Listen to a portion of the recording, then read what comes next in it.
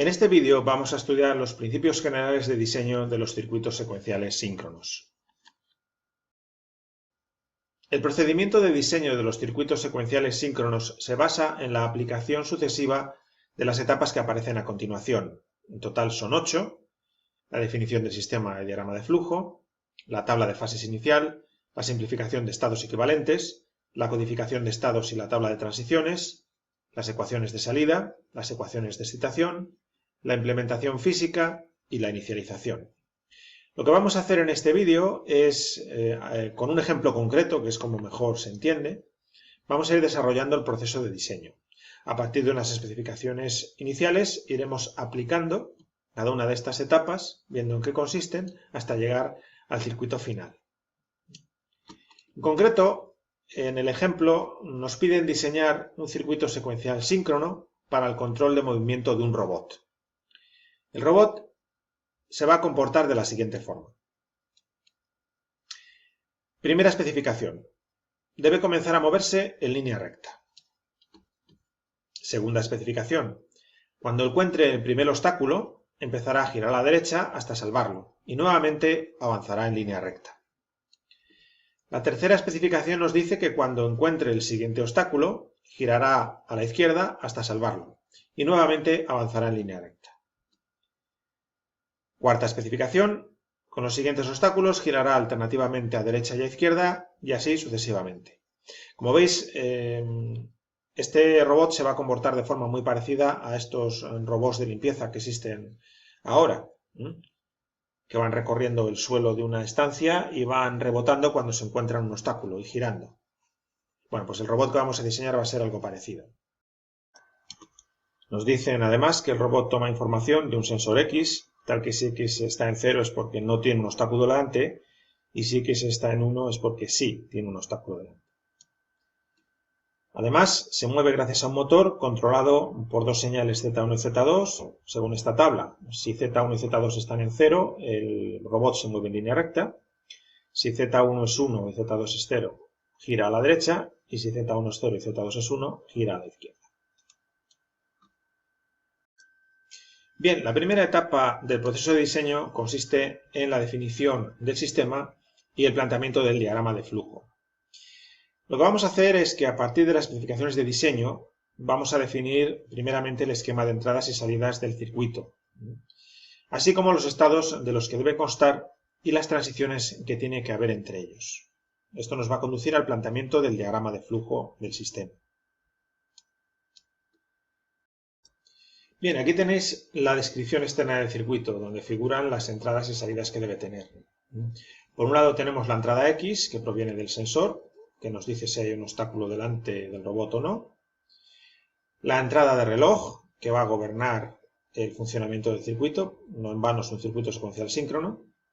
Y además va a tener una entrada de inicialización que nos va a permitir poner al circuito en el estado inicial a partir del cual queremos que empiece a funcionar. Como salidas va a tener las señales Z1 y Z2, que son las que hacen que el motor del robot se mueva en línea recta, gire a la derecha o gire a la izquierda. Bien, con las especificaciones que tenemos en la transparencia anterior, vamos a hacer el diagrama de flujo del sistema, donde representaremos mediante círculos los estados que tiene que tener el sistema y asociados a esos estados los valores de las salidas Z1 y Z2. Mediante flechas vamos a indicar las transiciones que tiene que haber entre estados, es decir, cómo tiene que ser la evolución de un estado actual a un estado siguiente. Y esa evolución siempre va a ir asociada al valor de la entrada X. La señal de reloj no va a aparecer para nada en el diagrama de flujo, porque la señal de reloj lo único que marca con sus flancos activos es el momento en que el sistema cambia de estado, pero el estado siguiente lo va a determinar el valor, en este caso, de la entrada X. La entrada de inicialización tampoco la tenemos en cuenta en el diseño, en el planteamiento del diagrama de flujo, salvo por lo que os comentaré después, ya que solamente sirve para fijar lo que va a ser el estado inicial a partir del cual tiene que empezar a funcionar el circuito. Bien, la primera especificación nos decía que el robot debe comenzar moviéndose en línea recta. Eso lo vamos a representar con un estado al que le llamamos 1, que va a tener asociadas salidas 0, 0, para que el robot se mueva en línea recta. Además, mientras no tenga un obstáculo delante, es decir, mientras x esté en 0, nosotros tenemos que permanecer en este estado. Por eso tenemos esta flecha que sale del estado 1 y vuelve al estado 1. Es decir, mientras el robot no tenga un obstáculo delante, el robot se mantiene en el estado 1 moviéndose en línea recta, con Z1 y Z2 en 0. Además, vamos a indicar de esta forma que aquí es donde tiene que empezar a funcionar el sistema. Tal y como nos dicen, el estado en el que el robot empieza a funcionar es moviéndose en línea recta, con lo cual la señal de inicialización init, la marcamos de esta forma, con esta línea discontinua, nos tiene que hacer que el circuito empiece a funcionar ahí, en el estado 1. Bien, la segunda especificación nos dice que cuando el robot encuentre el primer obstáculo, tiene que empezar a girar a la derecha. Bueno, pues lo que hemos señalado aquí es que cuando x pase a valer 1, el sistema tiene que pasar a un estado que llamamos 2, con salidas Z1 en 1, Z2 en 0, las correspondientes al movimiento a la derecha, giro a la derecha, y mientras el obstáculo esté delante, es decir, mientras x esté en 1, bueno, pues seguimos girando a la derecha. Así que como veis el estado 2 se mantiene mientras x sea 1. Cuando x vuelva a 0, eso significa que el robot ya salvó ese primer obstáculo y ahora tiene que volver a moverse en línea recta. A eso lo llamamos estado 3, nuevamente con las dos salidas en 0 para que el robot se mueva en línea recta y mientras no haya un obstáculo delante, esta situación se tiene que mantener. Cuando x pasa a valer 1, eso es porque ha encontrado el segundo obstáculo, ahí el robot tiene que empezar a girar a la izquierda, a eso lo representamos con el estado 4. Como veis, Z1 0, Z2 1, para que el robot gire a la izquierda. Y girar a la izquierda mientras el obstáculo se mantenga delante, mientras x esté en 1. Bien, una vez que x vuelva a 0, el robot se tiene que seguir moviendo en línea recta. Volvemos a repetir la situación que teníamos ya representada en el estado 1, porque a partir de ahí nos dicen que con obstáculos sucesivos el robot tiene que girar alternativamente a derecha e izquierda. Así que, como veis, ya la secuencia de estados se repite. Así que, en principio, hemos representado el comportamiento del sistema en un diagrama de flujo en el que hay 4 estados, numerados 1, 2, 3 y 4, con las salidas correspondientes a cada estado y las transiciones asociadas a cada valor de entrada. Y además sabemos que tenemos que inicializar el sistema en el estado 1. Bueno, con esto habríamos terminado la primera etapa de diseño y podríamos pasar a la segunda. ¿Qué consiste en el planteamiento de la tabla de fases inicial? Lo que vamos a hacer ahora es que a partir del diagrama de flujo que hemos determinado antes, vamos a plantear la tabla de fases inicial donde indicaremos para cada estado en el que se encuentra el sistema y cada combinación posible de entradas, cuál es el estado siguiente y qué salidas le corresponden. Es decir, en la tabla de fases inicial vamos a representar la misma información que teníamos en el diagrama de flujo, y por eso os lo vuelvo a poner aquí, pero en forma de tabla. Ponemos una tabla, en filas los 4 estados que tiene el sistema, y en las columnas los valores posibles de la entrada x, 0 y 1. Y aquí a continuación, en otra columna, vamos a poner los valores de las salidas Z1 y Z2 para cada estado actual que tiene el sistema. Iremos rellenando la tabla aquí con esos valores de salida y en estas columnas el estado siguiente al que tiene que pasar el sistema.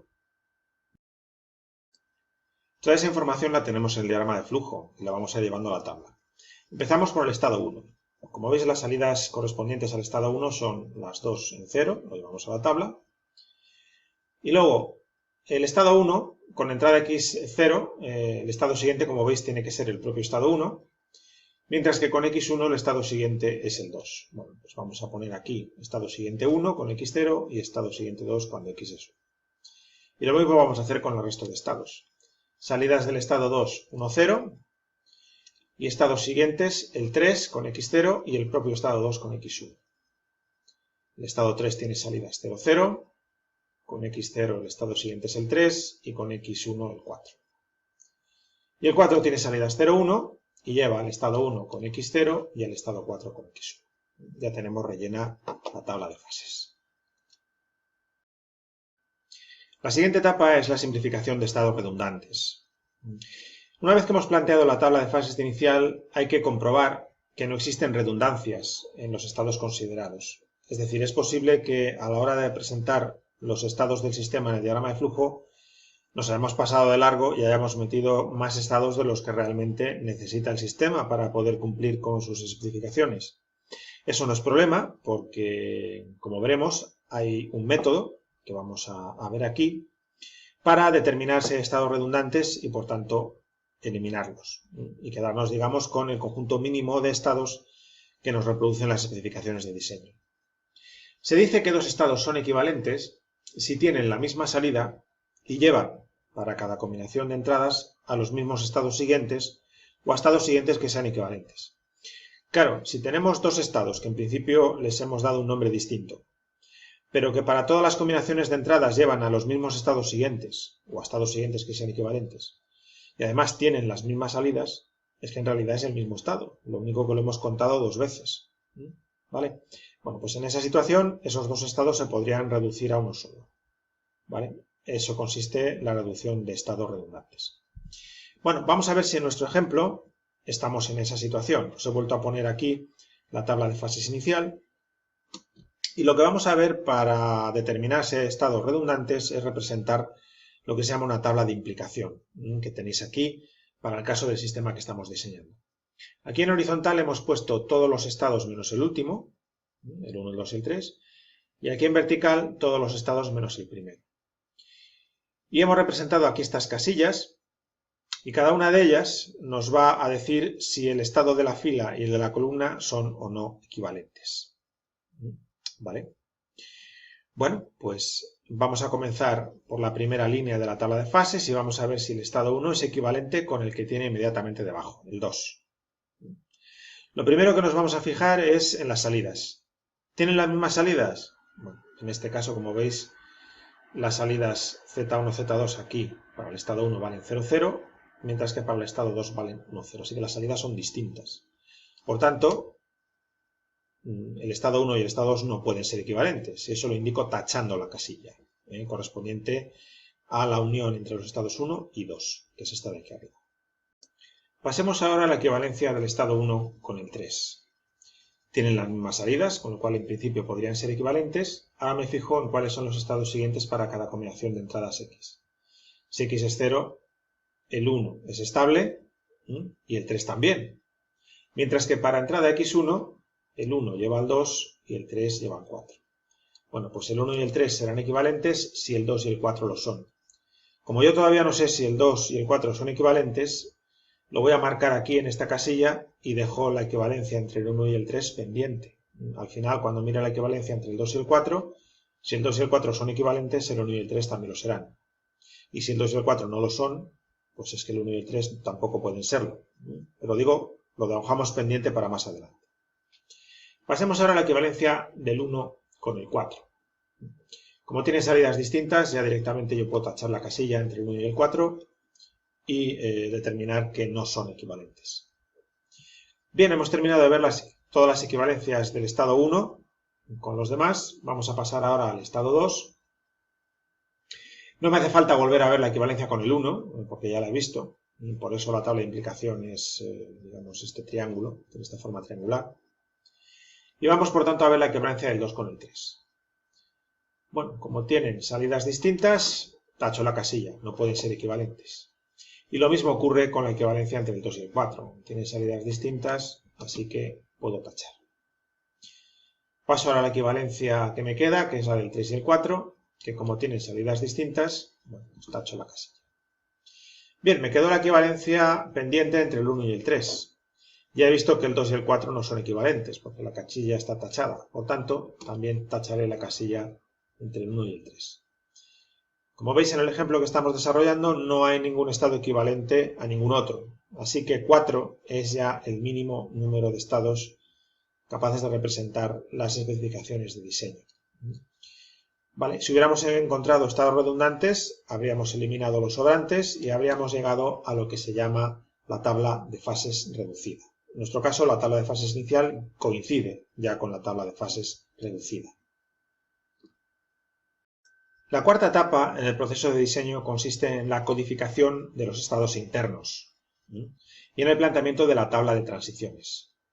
Como tenemos un sistema digital, o vamos a implementar nuestro circuito en un sistema digital, hay que codificar los estados con un código binario para poderlos implementar en un circuito. Bueno, como sabéis, si yo tengo n mayúscula estados, necesitaré un número k de bits tal que se cumpla esta desigualdad. Este será el mínimo número k de bits que necesite para codificar n estados. Las asignaciones concretas de las combinaciones binarias a cada estado es algo que en principio se puede hacer como se quiera, es arbitrario. A diferencia de los circuitos secuenciales asíncronos, no hay problema con la asignación concreta de combinaciones binarias a cada estado. Es decir, tenemos libertad total para codificar. En este caso, yo simplemente he escogido el orden del binario natural.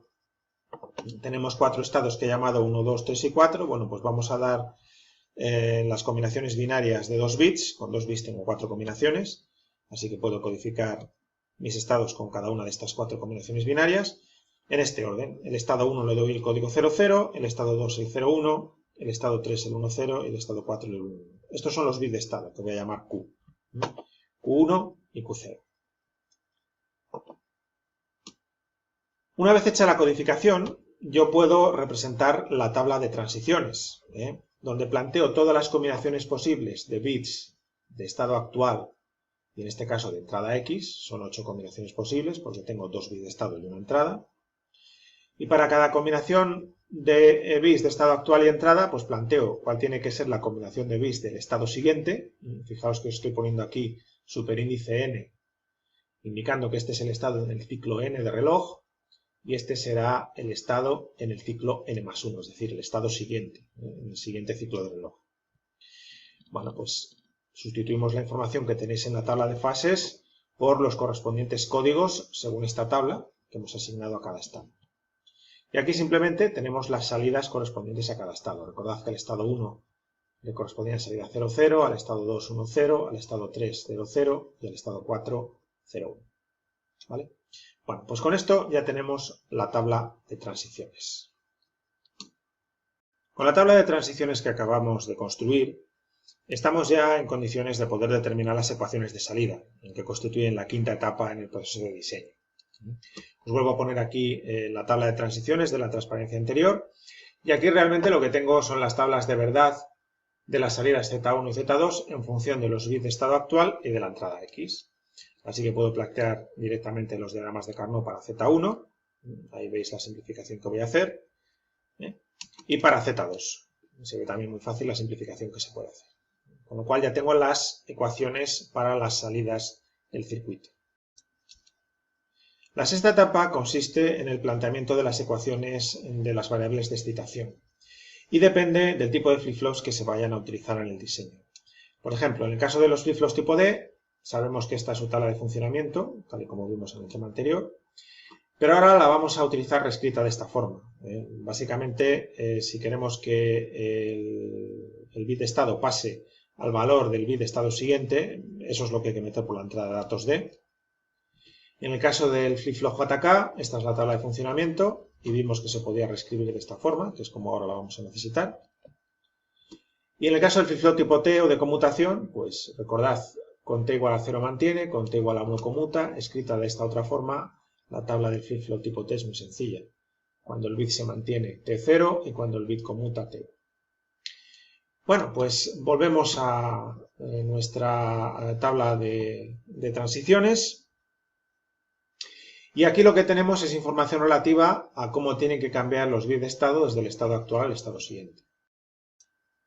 En el caso de que nos pidan implementar el sistema con flip-flops tipo D, bueno, pues lo que habría que meter por las entradas de datos del flip-flop tipo D1 y del flip-flop tipo D0, cada uno implementando el bit Q1 y el bit Q0, pues como acabamos de ver sería las columnas de los bits de estado siguiente. Como veis, D1 coincide con Q1 super n+1 y D0 con Q0 super n+1. Si nos piden usar flip-flops JK, pues habría que ver cómo tienen que cambiar los bits de estado Q1 y Q0 desde el estado actual al estado siguiente e ir aplicando esta tabla. Con lo cual rellenaríamos aquí las columnas de J1K1 y J0K0, las entradas de datos de los dos flip-flops JK. Y finalmente, si nos piden usar flip-flops tipo T, bueno, pues las entradas T1 y T0 de los dos flip-flops las determinaríamos de la misma forma, viendo cómo tienen que cambiar los bits desde el estado actual al estado siguiente y aplicando la tabla que tenéis aquí para el flip-flop tipo T.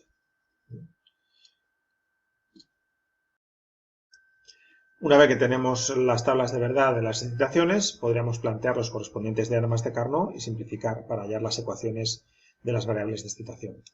Por ejemplo, en el caso de usar flip-flops tipo D, plantearíamos el diagrama de Carnot para D1, simplificaríamos así, y obtendríamos esta expresión que se puede reducir un poco aplicando las propiedades de la función SOR. Para D0 haríamos lo mismo, aquí queda un circuito más sencillo, D0 es igual a X. Si nos pidieran usar flip-flops JK, pues plantearíamos los diagramas de Carnot para J1 y K1, yo los he hecho los dos en uno solo. En la izquierda sería J1 y la variable de la derecha K1. Las simplificaciones que hay que hacer serían esas. Y para J0 y K0, pues lo mismo. Plantearíamos los diagramas de Carnot, yo los he hecho aquí juntos, y ahí obtendríamos J0 y ahí K0. Lo mismo, si nos piden usar flip-flops tipo T, pues llevamos estas columnas a diagramas de Carnot. T1, como veis, nos queda así, este grupo de 2, y T0, estos dos grupos de 2, que nuevamente, aplicando las propiedades de la función SOR, nos queda la expresión un poco más simplificada. A diferencia del diseño de los circuitos asíncronos, en el caso de los síncronos no hace falta eliminar fenómenos aleatorios. Esta era otra de las ventajas que tenían los circuitos síncronos frente a los asíncronos. Y tener aquí que eliminar fenómenos aleatorios complicaría todavía más estos combinacionales. Una vez que tenemos las ecuaciones de salida y las ecuaciones de las variables de excitación, pues ya podemos pasar a la etapa 7, que es la implementación física de los circuitos. No es más que llevar las expresiones lógicas que hemos determinado a diagramas lógicos. Aquí tendríais el circuito implementado con flip-flops tipo D, aquí implementado con flip-flops JK y aquí implementado con flip-flops tipo T. En todos ellos podéis ver que se cumple la estructura general que vimos para todo circuito secuencial. Arriba tenéis en azul los combinacionales y abajo los elementos de memoria. Los elementos de memoria son cada tipo de flip-flop y contienen, como veis, los bits de estado, Q0 y Q1. A partir del estado que tenemos en los elementos de memoria y el valor de la entrada X, el combinacional nos da los valores de las salidas Z1 y Z2 y las variables de excitación necesarias para que el sistema pase al estado siguiente. En el caso de los flip-flops tipo D, esas variables de excitación son directamente los bits de estado siguiente. En el caso de los JK, pues las variables J y K de cada flip-flop, y en el caso de los tipo T, pues las entradas T que se necesitan para hacer las transiciones de estado actual a estado siguiente. Como veis, el circuito con flip-flops JK suele ser más sencillo. Aquí lo vemos respecto al circuito con flip-flops tipo D, el combinacional es más sencillo, y también respecto al circuito con flip-flops tipo T. Normalmente esto siempre se cumple porque, como hemos visto en las tablas de verdad, hay muchos asteriscos en las columnas de J y K, con lo cual normalmente se pueden hacer simplificaciones mayores cuando se utilizan flip-flops JK en los diseños. Una vez que ya tenemos el circuito, podemos pasar a la última etapa del proceso de diseño, que es la octava, la inicialización. Esta etapa sirve para hacer que el circuito comience a funcionar en un estado concreto o simplemente para evitar situaciones de bloqueo, que son ciclos entre estados no permitidos. Ya veremos algún ejemplo de qué consiste el bloqueo. La inicialización se hace actuando sobre las entradas directas o asíncronas de los flip-flops, fijándoles un valor concreto, 0 o 1, dependiendo de cuál sea el estado inicial que se quiera. Una vez inicializados los flip-flops, estas entradas asíncronas deben quedar desactivadas para que el circuito empiece a funcionar en su modo síncrono de acuerdo al diagrama de flujo que hemos implementado. Volviendo al ejemplo que estábamos desarrollando, teníamos dos flip-flops y el estado inicial en el que tenía que empezar a funcionar el sistema le habíamos dado el código 00. Así que tenemos que actuar sobre las entradas de reset directo de los flip-flops que os he representado aquí. El montaje que vamos a utilizar para la inicialización de los circuitos es siempre el mismo y consiste en una resistencia, un condensador y este interruptor que moveremos desde la posición del 0 lógico a la del 1 lógico, dando a la vez potencia al circuito. Lo que conseguimos con este montaje es lo siguiente. Cuando le damos potencia al circuito, es decir, movemos este interruptor de la posición del 0 lógico a la del 1, el condensador empieza a cargarse a través de la resistencia. Y el comportamiento que sigue la señal de tensión en este punto, la entrada INIC, es este que veis aquí. Es decir, inicialmente el condensador está descargado, con lo cual estamos aplicando una tensión de baja o 0 lógico a las entradas de reset directas, es decir, estamos para tiempos pequeños aquí, en esta zona. Se activan las entradas de reset directo y por tanto los flip-flops se ponen ambos a 0, inicialmente para tiempos pequeños. Bien, según se va cargando el condensador, la tensión en este punto va aumentando según esta curva y llega un momento en que alcanza el nivel del 1 lógico cuando ya el condensador se ha cargado completamente. Y en ese momento, claro, estas entradas de reset directas, que son activas en baja, se desactivan. Con lo cual los flip-flops quedan libres para empezar a funcionar en su modo síncrono. Pero ya estaremos seguros de que el estado inicial va a ser el 0,0, el que nosotros queríamos. Así, en resumen, con este montaje conseguimos que el circuito inicialmente empiece a funcionar en el estado que nosotros queramos y una vez que se ha cargado el condensador, el sistema quede libre para funcionar en su modo síncrono, de forma automática. Esta curva es exponencial, verifica esta expresión de aquí, donde tau es precisamente el producto de los valores de esta resistencia y de esta capacidad. De tal forma que con los valores concretos de la resistencia y la capacidad podemos controlar cómo de rápido queremos que sea este proceso de carga. Bien, pues con esto hemos terminado de ver el proceso general de diseño de los circuitos secuenciales síncronos.